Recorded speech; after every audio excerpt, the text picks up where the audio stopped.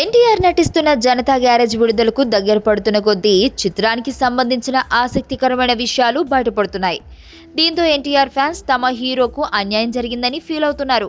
అసలు మ్యాటర్ ఏంటంటే, కొరటాల శివ ఈ చిత్రాన్ని తెలుగుతో పాటు మలయాళంలో కూడా రిలీజ్ చేయబోతున్నాడు.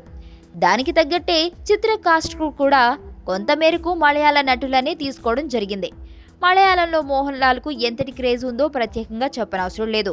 అందుకే గ్యారేజ్ ఫస్ట్ లుక్ టీజర్ ను కూడా తెలుగులో ఓ టైపు, మలయాళంలో ఓ టైపు రిలీజ్ చేసి సినిమాపై హైప్ తీసుకొచ్చాడు. తాజాగా చిత్ర క్లైమాక్స్ విషయంలోనూ అదే మాదిరి చేస్తాడట. తెలుగు క్లైమాక్స్ లో రౌడీలను ఎన్టీఆర్ చావబాదితే, మలయాళ వెర్షన్ లో మాత్రం మోహన్ లాల్ రౌడీలను చంపేస్తాడట. అంతేకాదు, క్లైమాక్స్ లో మోహన్ లాలే లీడ్ ఎక్కువగా కనిపించేలా క్లైమాక్స్ తీయడం జరిగిందట.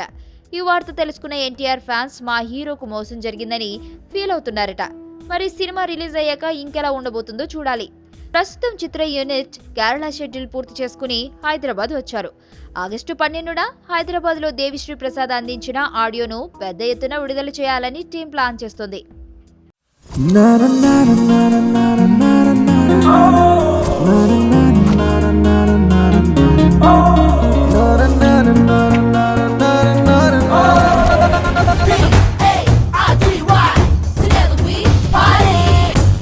పాప బాబా రామ్దేవ్ బ్యాచ్ అనమాట. అన్నాడు